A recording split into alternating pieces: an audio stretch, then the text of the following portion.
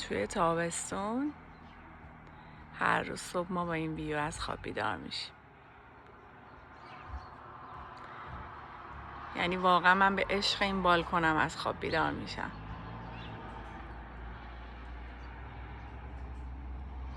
یه چند دقیقه میام وای میستم. البته امروز چون شلوغ ماشینم رد میشه گاهی، ولی اگه داخل هفته باشه اصلا ماشینم رد نمیشه. حتی خلوت سکوت، صدای پرنده ها. اینم پیچ جاده قشنگمون. سلام، چطورین؟ امروز شنبه است، ما تصمیم گرفتیم با بچه‌ها، با همسرم و بچه‌ها بریم پیکنیک. ما جنوب آلمان زندگی میکنیم. اینجا هوا تو تابستونش خیلی کوتاهه.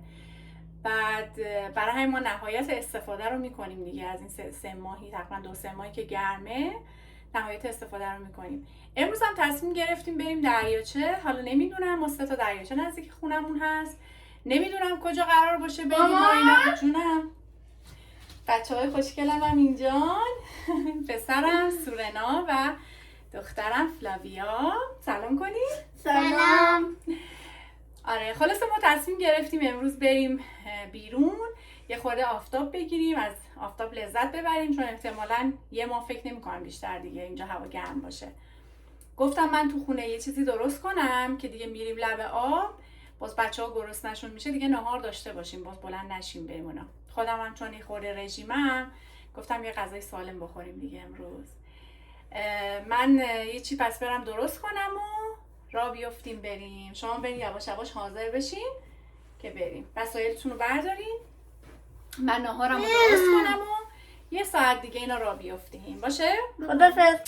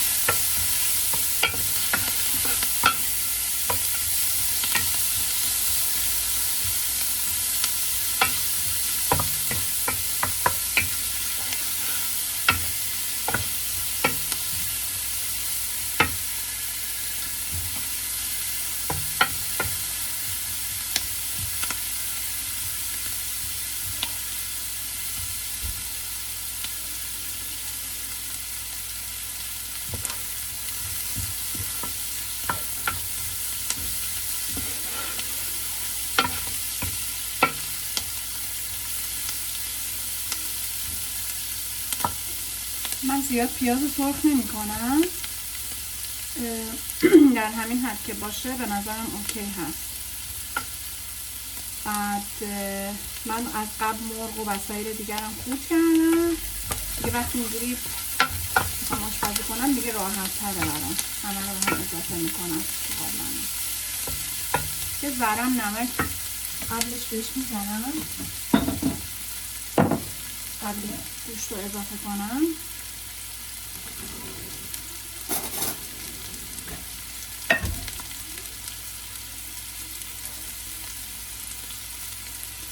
میونه من با ادویه زیاد خوب نیست من زیاد ادویه استفاده نمی کنم تو غذامون.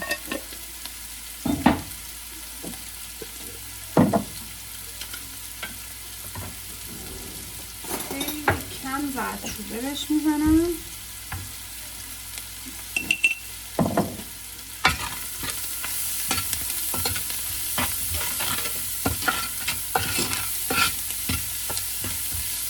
بعد گوشت رو اضافه میکنم.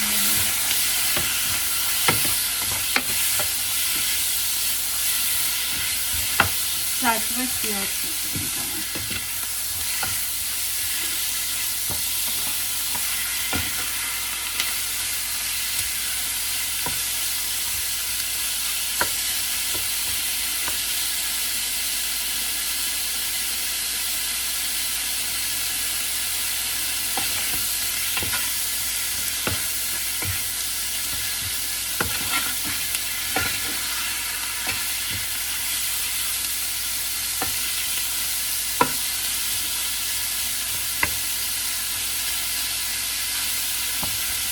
یک ضربه کتاب خود بعد قاشق رو بهش اضافه میکنم.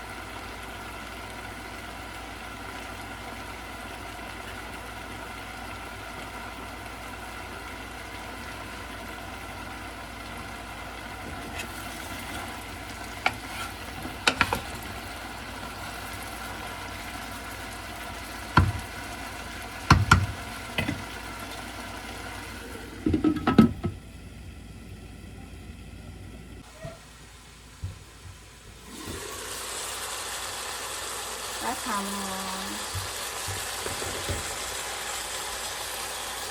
میشش میکنم.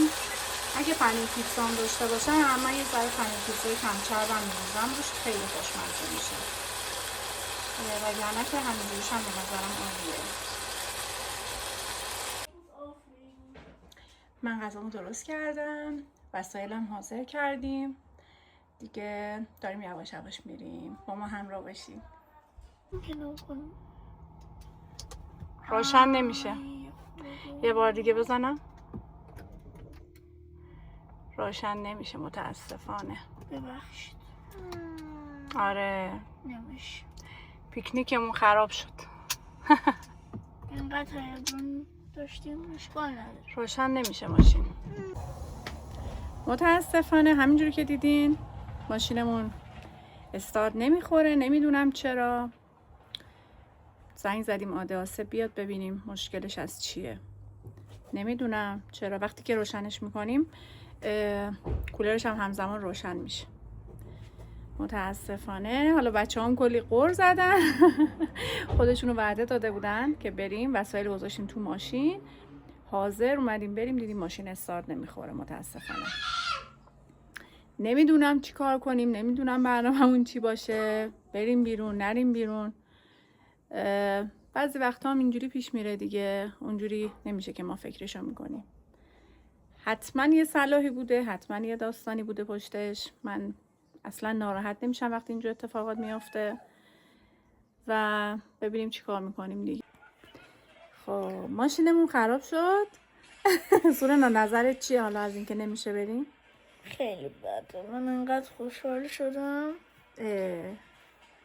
حالا نظر دیگه داری که ما چیکار کنیم حالا که این اتفاق افتاده؟ بریم گریل شاید. من نهار درست کردم.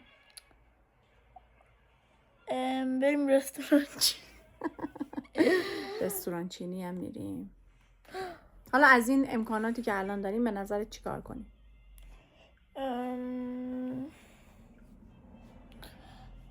کار دیگه بکنیم. آره حالا اگه ماشینمون درست شد، آدرس اومد و ماشینمون درست شد که میریم دیگه. رستوران چینی. نه دیگه رستوران چی قرار بود کجا بریم؟ دریاچه. اگه نشد بعد دیگه حالا یه فکری میکنیم که چیکار کنیم و نکنیم.